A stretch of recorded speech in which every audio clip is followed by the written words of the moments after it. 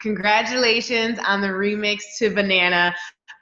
It's the summer song that we all need right now because for the most part we've been in our houses. But this is a bright spot, in a very up and down summer. So talk to me a little bit about your reaction to the initial success of the song, because when it was first released back in August of 2019, since then this is 500,000 combined streams and top 10 in 25 countries. Your reaction when you hear those numbers, what is it?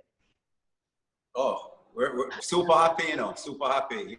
Obviously to see that it's taking off, especially on TikTok, which is a fairly new platform. It just shows like the new dynamic and influence of social media. So it's been fantastic, and we're feeling very blessed, And with TikTok, it's such a youthful platform. Especially for me, that's really exciting to have gone this far and still be having that such a young audience getting involved. So right. I'm very happy.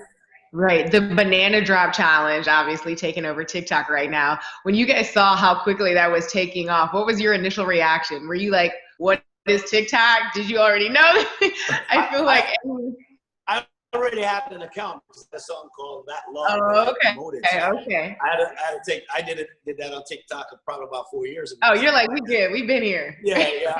I was doing it, but then when it happened, it made me revisit it and just kind of went in there. Yeah. And there's a lot of people that thank God, Fleet. Yeah, man. Who he did the remix to it, and the ladies, the young girl, Kizea, they're both from New Zealand, so that's where it really originated, this remix and this dance, Yeah. And they did it, and it just went viral and took off. And, we both went and did ours. The thing is, did you do it? That's the question.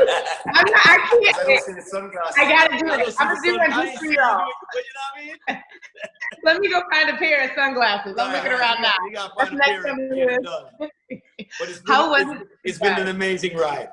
Yeah. Collaborating initially on the song, how did it come together? Like, was this a thing where you guys were like, we're about to make a song of summer, let's just get in the studio, see what happens? How did it happen for you two? Well, we had a mutual manager at the time, and I was in Colombia, Medellin, because I was trying to learn Spanish. And I pitched the song to my manager, and he said, let me let Shaggy hear it. And Shaggy really liked it, but he didn't want to do the song because he had done a version of it a few years back.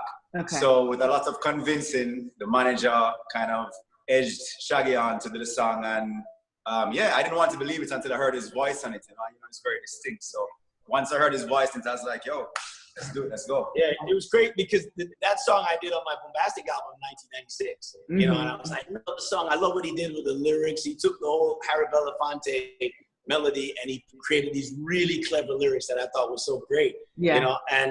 But I was like, man, I don't want to do this record again, and I gave it to a friend of mine, Steve Greenberg.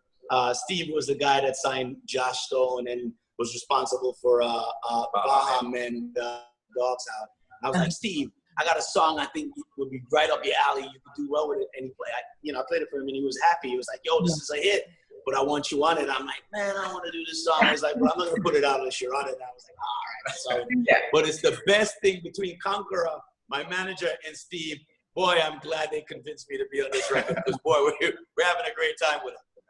Oh, I bet. You mentioned, the albums back in the 90s. You had the 20th anniversary of Hotshot recently, released Hotshot 2020, did some remakes of those iconic songs, It Wasn't Me, Angel. Why did you want to redo some of those songs for us and reintroduce them to the public? Well, there was a lot of young kids that were doing TikToks to It Wasn't Me. And of course, then Banana became a big TikTok phenomenon. So, they asked me to do kind of like a remaster, and everyone does that. I didn't feel like I wanted to do that. So I said, why don't I take 5 of the most streamed songs from the album, Angel, It Wasn't Me, Love Me, Keeping It Real, and Hotshot, and kind of introduce these kids to what we experienced in 2000, but in their own vibe. So I experimented with some very young producers and did like trap, experimented with reggaeton, Afrobeat, hip hop. And once I loved how those tracks came out, so I literally was like, okay, let me try this on some of my older tracks. Mr. Bombastic, Oh Carolina, Strength of a Woman, Sexy Lady, And then we just did 5 new tracks, and one was Primavera with my friend Sting, and I did Over the Whole Electric Avenue from Eddie Grant, and of course they did a mix of Banana that was on the record also. and just put it out. And, you know, I really love that song. It's like a celebration of the journey of Shaggy through dancehall, you know what I mean? And these new songs is a window of what's to come. So, you know, it's perfect for COVID right now. Right, right. I gotta ask, because I'm a big Royal fan, I'm a big Shaggy fan. I heard Prince Harry say it wasn't me to you, and I just need to know. I just need to know what happened, who, what, when, where, why. Did he do the banana drop challenge yet? I need him to. That'd be cool if he did. Hey, if Prince Harry does, if he's listening, if he does the banana drop challenge, we in, man. I tell you what, you know, I've supported charity at a hospital down here. It says Bustamante Children's Hospital. It's the only hospital in the English-speaking Caribbean that is directly just for children. And Princess Diana was supposed to visit it, and she didn't because she died. And Prince Harry came out here to just kind of did her duty way after she died. And it was a big thing here in Jamaica that he was visiting. And because I am, you know, one of the main, I'm on their board and I do fundraising for them. They asked me to come and meet with him. And my daughter was like, well, I want to meet the prince. She was 5 years old at the time. So I was like, okay. Come meet the prince.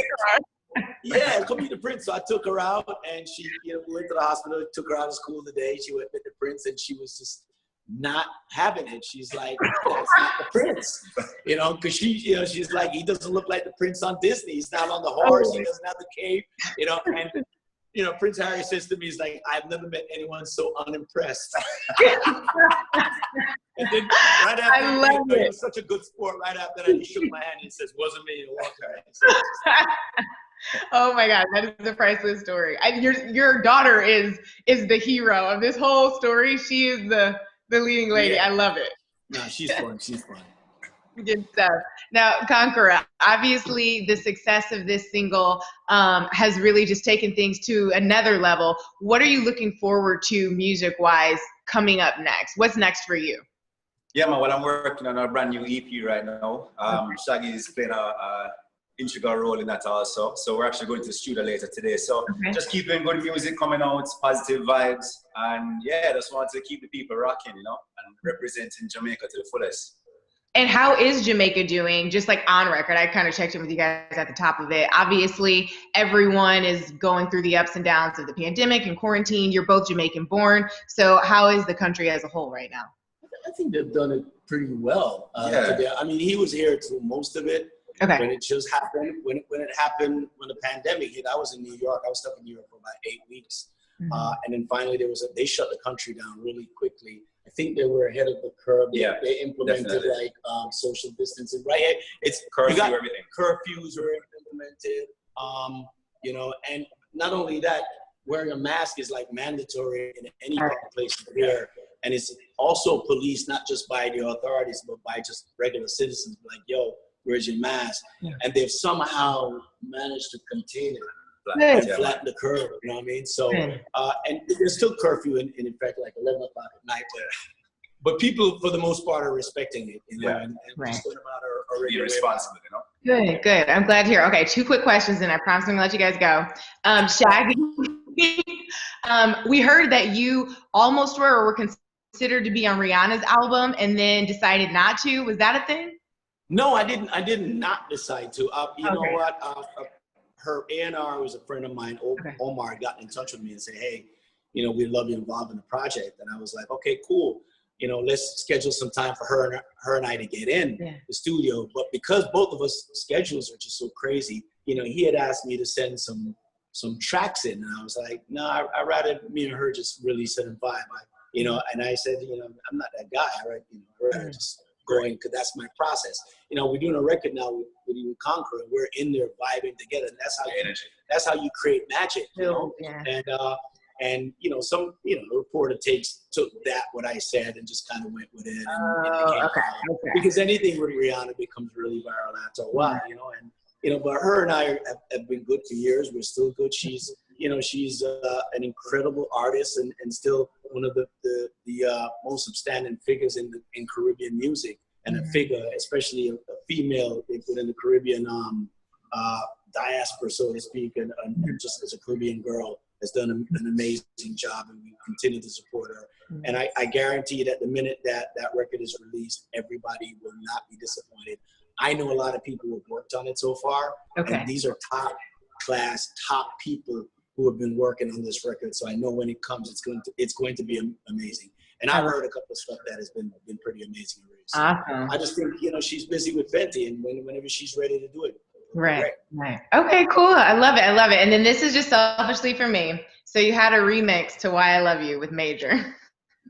And I don't got no fiance yet, but in my future world, when I have my reception, I want you and Major to perform that song. So I just need to know how much money do I need to save so that I can pay Shaggy's appearance fee, because I need to start now. It's going to take me a few years. Hey, stack up my chorus. It wouldn't be the first time someone asked us to do that anyway. So it's, you know, I appreciate it, and lots of love. And all right. You guys so much. I love the song. We're looking out for you. Conkarah and I are looking out for you. We're gonna look. Okay. You gotta tag us for the drop. I'm gonna get it going. Tag us in it, because we're gonna repost you. Okay, perfect. I got you. Give me 48 hours. Done. All right. Cool. My God.